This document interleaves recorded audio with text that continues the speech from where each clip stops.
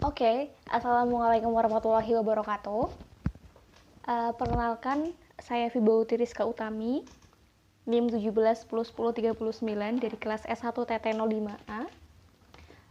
Di pertemuan kali ini, di pertemuan praktikum antena dan propagasi, praktikum keempat, berbeda dengan praktikum kemarin. Jika praktikum yang pertama, kedua, dan ketiga itu membuat desain antena untuk microstrip, nah di praktikum kali ini saya akan membuat desain untuk antena dipol. Untuk antena dipol itu sendiri gambarnya seperti ini kurang lebihnya. Namun sebelum masuk ke perancangan atau masuk ke desainnya yang di CST, saya akan memaparkan mengenai teori dasar dari antena dipol itu sendiri. Ini adalah gambar antena dipol. Jadi antena dipol itu merupakan sebuah antena radiofrekuensi atau RF antena yang dibuat dengan sederhana menggunakan kawat, di mana antena dipol ini mempunyai merupakan salah satu dari antena omnidireksional. Jadi antena omnidireksional itu adalah antena yang dapat memancar ke segala arah seperti itu. Implementasinya apa sih dari antena dipol?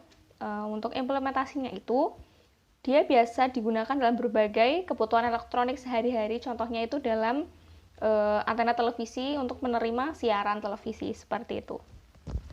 Nah, untuk merancang antena dipol, saya sebelumnya sudah melakukan perhitungan parameter-parameter yang dibutuhkan dalam antena dipol itu sendiri. Karena nantinya saya juga akan memasukkan parameter-parameter inputan di CST-nya seperti di desain antena microstrip kemarin. Adapun parameter-parameter atau perhitungan yang sudah saya lakukan itu kurang lebih seperti ini. Mohon maaf sebelumnya jika tulisannya itu tidak terlalu jelas seperti itu.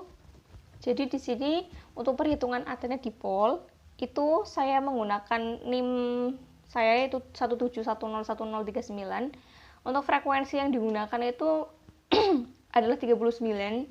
Itu dalam satuannya GHz. Atau juga nanti di CST-nya juga MHz juga bisa. Tetapi kemarin implementasinya setelah saya gunakan frekuensi tersebut, frekuensi 39 di CST, itu terdapat banyak problem di mana nggak bisa masukkan inputan parameternya itu nggak bisa dipanggil atau terlalu kecil. Mohon maaf, maksud saya terlalu besar seperti itu. Jadi antena dipol ini paling cocok untuk frekuensi yang kira-kiranya itu sedang atau kecil seperti itu. Jadi kalau pakai frekuensi 39 itu dia cukup susah seperti itu.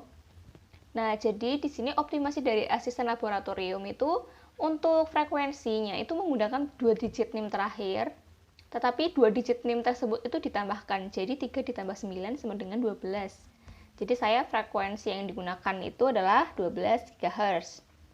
Langkah yang pertama yang harus saya lakukan itu, yang pertama itu saya harus menghitung lambda atau panjang gelombangnya, dimana untuk rumus panjang gelombang ini sudah biasa, yaitu C per F, dimana C itu adalah kecepatan cahaya yang nilainya 3 kali 10 pangkat 8 dan frekuensinya tadi 12 kali 10 pangkat 9 karena dalam GHz satuannya. Maka hasilnya 0,025 meter, dimana untuk lambda itu dia pakainya meter seperti ini. Lalu yang kedua saya akan menghitung lambda yang sudah dikalikan dengan bahan. Jika ini tadi lambda original, yang bawahnya itu adalah lambda yang dikalikan dengan bahan. Karena tadi hasil C per F itu sudah ada, kita masukkan, dan hasil dari lambda original dengan dikalikan bahannya itu adalah 0,98 meter. Lalu untuk B-nya, yang B atau yang keduanya itu saya harus menghitung panjang lengan dari tiap antena dipol. Di mana antena dipol itu dia ada 2 lengan seperti ini, lengan bagian sini dan bagian sini. Nah, untuk menghitung panjang lengannya itu dia pakai 1/4 dikali lambda, di mana lambdanya itu 0,98 yang dibagi dengan 4 yaitu 0,24 meter. Nah, karena satunya adalah meter, jadi saya ubah dulu dalam ukuran milimeter seperti ini, jadi 24 mm. Kemudian yang ketiga saya harus menghitung gap atau celah dari si antena dipol ini sendiri yang pakai rumus L dibagi 200, di mana L-nya itu adalah 24 mm dan hasilnya itu adalah 0,12 dalam satuan milimeter. Lalu yang keempat atau D-nya itu saya menghitung radius atau R, di mana rumusnya itu lambda dibagi dengan 1000. Karena lambdanya tadi itu pakai 0,98 yang sudah dipakai dengan bahan ini. Saya masukkan di sini dan hasilnya 0,00098 meter, dan saya rubah dulu ke milimeter karena di sini lambdanya itu meter, jadi di sini meter dan harus diubah ke milimeter, yaitu 0,98. Dan impedansi ini sudah ketentuan nanti impedansi yang saya gunakan itu adalah 50 ohm. Nah, selanjutnya saya masuk ke CST Studio Suite karena di sinilah saya akan mendesain si antena dipol tersebut. Nah, yang pertama itu saya akan masuk ke new template seperti biasa. Lalu saya pilih microwave dan RF optical, saya pilih antena dan saya next. Nah, biasanya kemarin saya menggunakan planar, di sini saya menggunakan wire karena untuk antena dipol itu dia dari wire. Dimana di sini pakai time domain, saya next. Dan untuk dimensinya itu saya menggunakan milimeter dan frekuensinya itu adalah megahertz, saya next. Dan untuk parameter masukan seperti frekuensi minimum dan frekuensi maksimum itu saya skip saja, nanti saya masukkannya waktu sudah diproses. Dan untuk penamaannya itu saya menggunakan nama NIM kelas saya.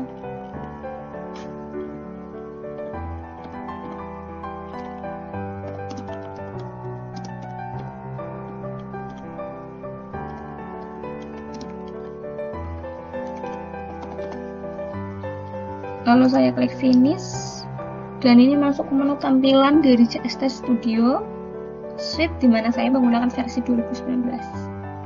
Langkah yang pertama yang harus saya lakukan itu adalah memberi masukan inputan di parameter list yang sudah saya hitung sebelumnya. Tadi ada L, di mana L itu adalah panjang lengan, di mana ekspresi value atau nilainya itu adalah 24. Di sini di deskripsi saya tulis panjang lengan dalam milimeter. Setelah L itu ada G, di mana G itu adalah gap atau celah, dan nilainya itu 0,12. Di sini saya tulis gap atau celah dalam milimeter. Nah, yang selanjutnya itu ada R. Untuk radius atau R-nya itu nilainya 0,98. Dan di deskripsinya itu adalah itu adalah radius dalam milimeter, dan yang terakhir itu adalah H. Tadi untuk H itu tidak masuk perhitungan, tapi itu sudah ketentuan, di mana H itu nilainya 0,1, di mana H ini adalah ketebalan dari aluminium dalam milimeter juga. Nah, seperti ini. Oke, jadi parameter masukan sudah. Lalu selanjutnya saya klik ke menu modeling dan saya mencari gambar ini. Ini adalah gambar yang ada silinder, karena untuk antena dipol itu dia desainnya tuh dari bahan seperti aluminium yang bentuknya itu seperti silinder.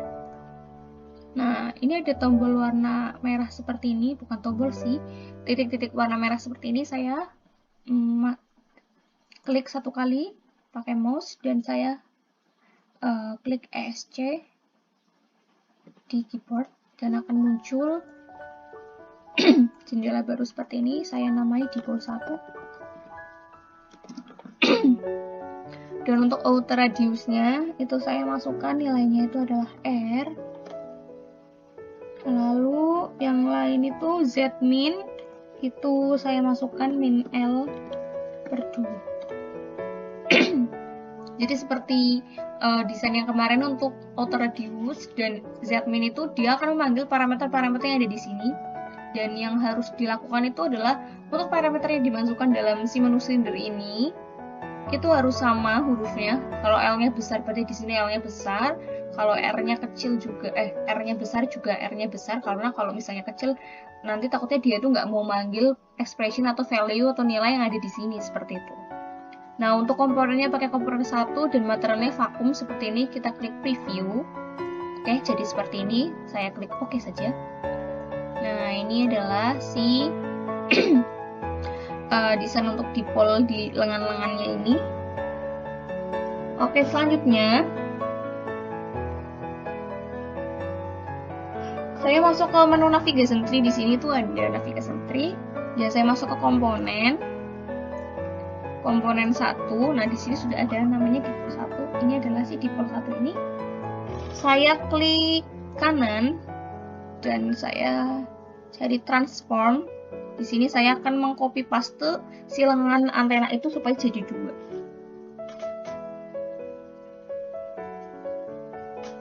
Di sini untuk operationnya itu saya pakai mirror karena supaya dia itu mirror dengan satu sebelah kiri, satu sebelah kanan seperti itu.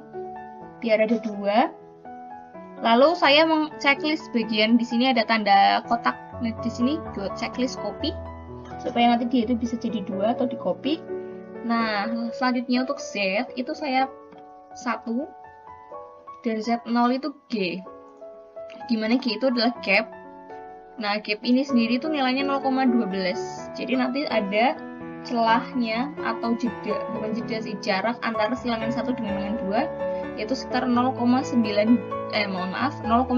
seperti itu. Nah, saya klik preview. Oke, seperti ini. Oke. Nah, jadi ada 2 seperti ini. Nah, seperti ini sudah ada. Nah, ini si celahnya ini. Oke, kalau misalnya sudah, saya masih masuk di navigation tree ini.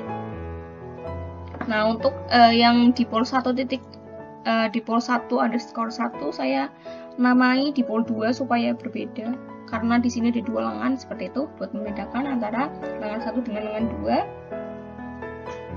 Lalu yang selanjutnya itu saya akan melapisi lengan dari antena dipol ini menggunakan aluminium, dimana saya masih ada di menu modeling dan saya masuk menu pick yang ini. Lalu saya pick face supaya dia itu bisa terlapisi semua areanya, dimana yang di pick face itu adalah semua area yang ada di bagian-bagian dari antena dipol ini, lengan antena dipol ini. Misalnya itu di sini, di bagian sini ada badan dari si silindernya, saya klik 2 kali supaya ada bintik-bintik merah seperti ini. Nah, nggak lupa juga di bagian belakangnya itu juga harus di pick face. Nah, di bagian ini juga saya harus pick face di bagian dalamnya. Saya pick face. Oke. Nggak lupa juga di bagian dalam yang sebelah kanannya, lengan sebelah kanan. Saya pick face. Dan di bagian badannya saya pick face juga sebentar. Seperti ini, dan di bagian sini juga saya pick face. Oke. Jadi semuanya sudah rata, sudah di pick face seperti ini, sehingga langkah yang selanjutnya yang bisa dilakukan itu saya masih masuk di menu modeling dan saya cari menu extrude face. Ini adalah extrude face. Akan muncul jendela baru di extrude face seperti ini. Nah, si extrude face ini tuh nanti fungsinya tuh dia buat melapisi lengan-lengan antena tersebut dari bahan aluminium seperti itu. Nah, di sini untuk name-nya saya menggunakan lapisan alu seperti ini.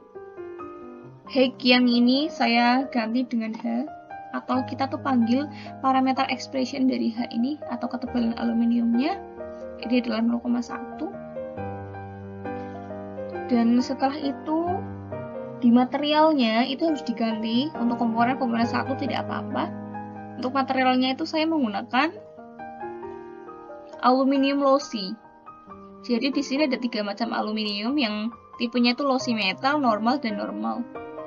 Nah, saya menggunakan aluminium yang berwarna hijau ini, lossy metal. Saya klik dan saya klik load. Oke, seperti ini, dan saya klik preview.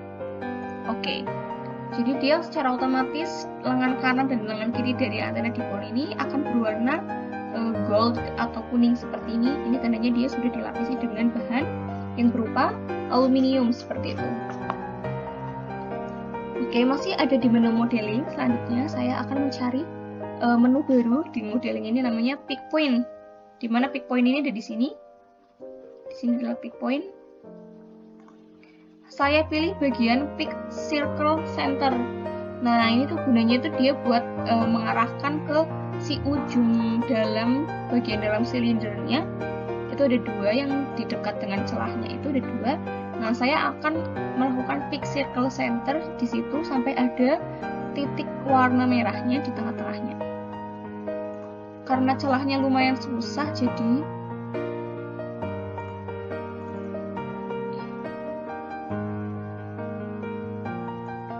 sebentar saya back dulu.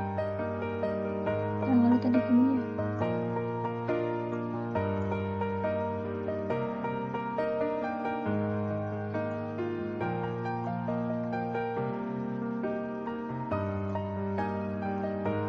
Nah ya, saya di sini circle center.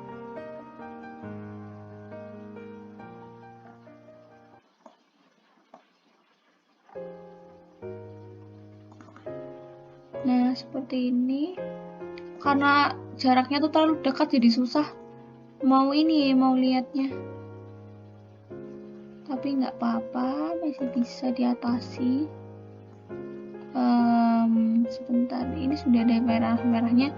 Saya back dulu karena sepertinya tadi tuh ada yang belum selesai ya. Oh, kelebihan. Nah, ini tadi tuh harusnya saya tuh pick face. Kalau misalnya seperti ini terlalu dekat jaraknya, jadi saya itu pilih yang lingkarannya tuh di lingkaran kecil seperti ini nih. Ini ada lingkaran luar, ada lingkaran yang di dalam ini. Nah, saya klik yang ini. Nah, itu tadi sudah ada. Di sini sudah kelihatan warna-warna merahnya.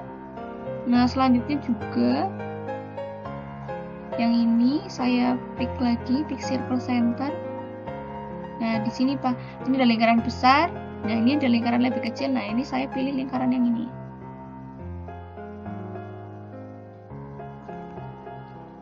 Saya lihat apakah sudah ada warna merahnya.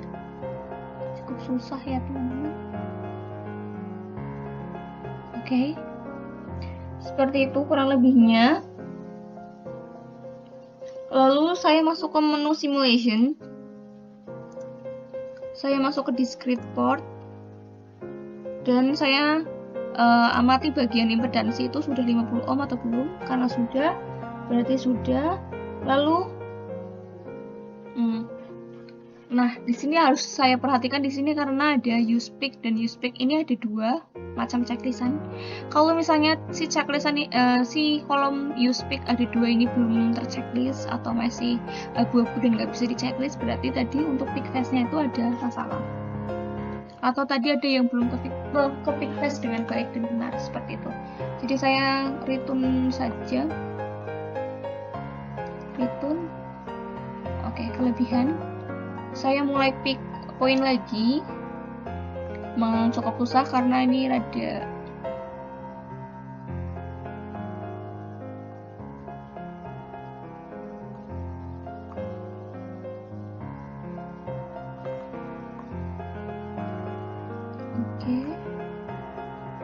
kalau saya klik pick point to center lagi,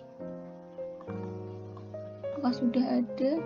Oke, karena ini sudah ada dua dan di sebelahnya ini kelihatan ya untuk setelah nanti kita pick face ini ada tulisannya P2, P1 seperti itu tandanya sudah ke pick face pick to point center tadi. Lalu masuk ke simulasi dan kita ke discrete port. Oke, jadi di sini untuk impedansi 50 ohm dan juga use pick-nya itu sudah ada checklistannya dua. Berarti itu tandanya dia itu sudah ke pick circle center tadi, itu sudah berhasil. itu yang harus diamati. Karena sudah di sini impedansinya 50 dan checklist bagian P1 P2 nya itu juga sudah, saya klik apply sampai ada tanda seperti ini. Oke.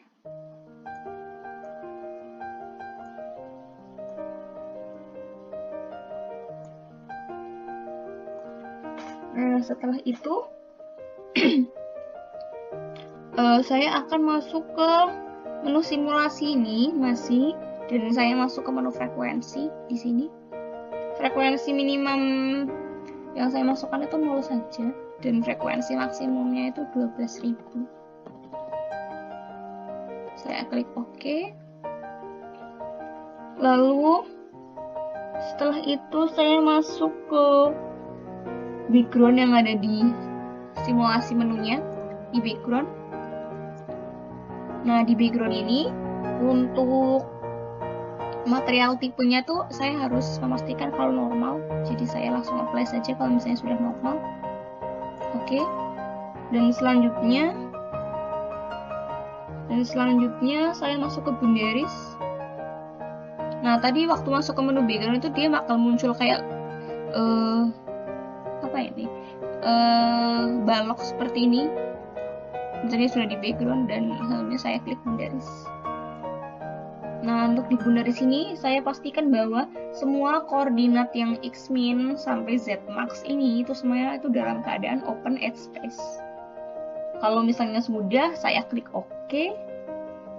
Jadi seperti ini. Dan setelah itu masih di menu simulasi, saya masuk ke field monitor, di mana di field monitor ini ada beberapa tipe seperti F-field, H-field, dan lain sebagainya. Nah, di sini yang harus saya amati atau saya lakukan itu adalah, pertama untuk di F-field itu frekuensi yang saya gunakan itu adalah 12.000. Nah, kalau sudah saya apply, dan yang kedua itu H-field-nya itu juga sama 12.000, saya apply. Lalu untuk far field itu juga sama karena sudah 12.000, jadi saya apply lagi. Saya klik preview. Oke, kalau sudah saya oke. Yes.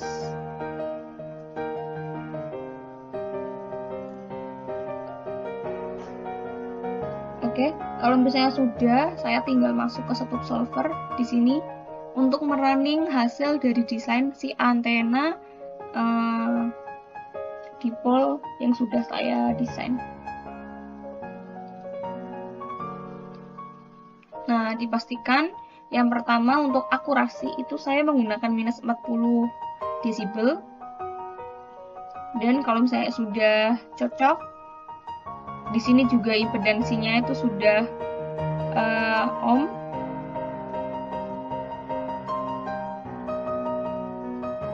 Sudah 50 ohm. Jadi saya klik apply dan saya start untuk merunning dari hasil desain antena dipol tersebut. Nah, untuk proses running ini biasanya memakan waktu yang cukup lama. Sembari itu, untuk desain antena dipol ini, saya masih menggunakan parameter kualitas dari performansi antena tersebut. Itu menggunakan kemarin itu di antena microstrip saya juga menggunakan parameter seperti S parameter atau return loss dan juga FSWR, dimana kedua hal tersebut itu punya standarnya masing-masing, punya nilai standarnya masing-masing. Jadi saya tunggu saja sampai selesai. Untuk video saya skip saja biar tidak terlalu lama. Oke, jadi ini udah selesai proses running dari tadi untuk desain antena dipolnya, itu sudah selesai running. Nah, langkah selanjutnya seperti biasa, saya akan menganalisis untuk hasil dari output parameter yang digunakan dalam proses kinerja dari si antena desain ini, di mana antena desainnya adalah antena dipol. control. Nah, di sini saya akan masuk ke menu 1D result yang ada di navigation tree ini. 1D result. Nah, ini di sini saya akan menggunakan parameter seperti S parameter dan juga VSWR seperti di antena microstrip kemarin, dimana untuk si S parameter ini tuh biasa juga disebut dengan nama return loss. Nah, saya klik saja di sini. Oke, jadi di sini saya tadi menggunakan frekuensinya itu adalah 12.000 dan untuk titik berhentinya itu di sini ada di, saya klik kanan, dan setelah saya klik kanan itu saya masuk ke move axis marker to minimum. Untuk tahu titik kerjanya itu ada di sekitar 5364 seperti ini, dan S-nya itu nilainya adalah -4 seperti itu. Nah, dapat saya simpulkan bahwa untuk hasil dari nilai S parameternya itu magnitude in decibel, dimana untuk standar dari S parameter itu seperti yang kemarin, itu dia itu lebih di atas, lebih kecil dari -10 seperti itu, lebih kecil dari -10. Nah, di sini tuh dia -4 yang artinya dia itu semakin besar, dan artinya nilai dari S parameter ini belum terlalu baik seperti itu, karena belum mencapai dari standar yang ditentukan, yaitu -10 atau lebih kecil dari -10, dimana kalau -4 itu dia lebih besar daripada -10 seperti itu.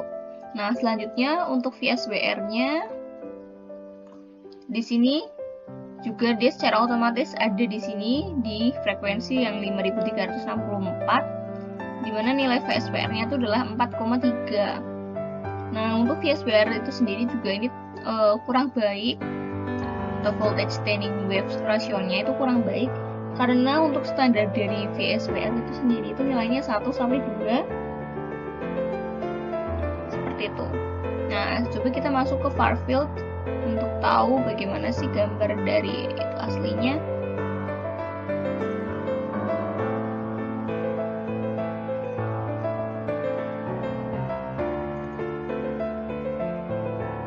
Nah, oke. Untuk far field-nya itu dia bakal jadi seperti ini. Nah, dari hasil tersebut, di mana ada S parameter dan ada VSWR, di mana S parameternya itu titik berhentinya itu tidak sesuai dengan frekuensi yang diharapkan, karena frekuensi yang diharapkan itu adalah 12.000. Sedangkan di sini masuknya itu dia di frekuensi 5364, dan juga untuk S parameter itu nilainya tidak sesuai karena tidak sesuai dengan standar, di mana S parameter atau return loss itu dia standarnya itu adalah lebih kecil dari -10 desibel seperti itu. Karena di sini nilainya adalah -4, maka dikatakan bahwa kualitas atau performance-nya itu buruk seperti itu.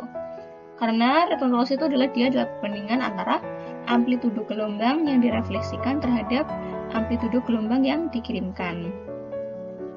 Nilai parameter ini tuh menjadi salah satu acuan kalau misalnya antena itu dia itu sudah dapat bekerja sesuai dengan frekuensi yang diharapkan. Tetapi nyatanya bahwa frekuensinya itu tidak sesuai, di mana frekuensi yang diharapkan adalah 12.000, ternyata kok 5364, berarti belum sesuai seperti itu.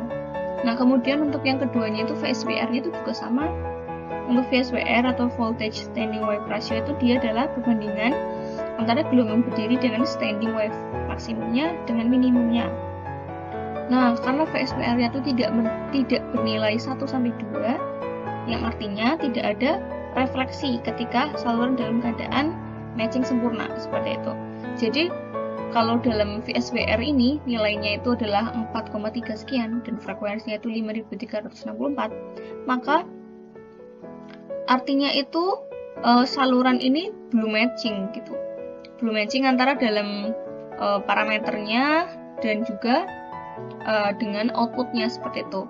Karena mungkin di sini parameter-parameter yang digunakan itu terlalu kecil atau terlalu besar, itu juga sangat mempengaruhi. Jadi parameter perhitungan yang sudah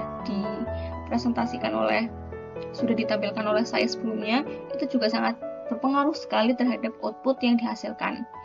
Nah, sebenarnya dalam melakukan desain antena, baik itu antena microstrip maupun antena dipol ini, dapat saya simpulkan bahwa jika misalnya ada ketidaksesuaian antara hasil dari S parameter dan VSWR-nya, misalnya S parameternya itu harus lebih kecil dari minus 10 desibel, dan juga untuk VSWR-nya itu adalah 1-2, tapi ternyata kok tidak lebih dari itu atau bahkan kurang dari itu, maka bisa dilakukan seperti optimasi seperti itu. Optimasi, misalnya di sini tuh di bagian parameter list kita menambahkan parameter baru, terserah namanya apa itu.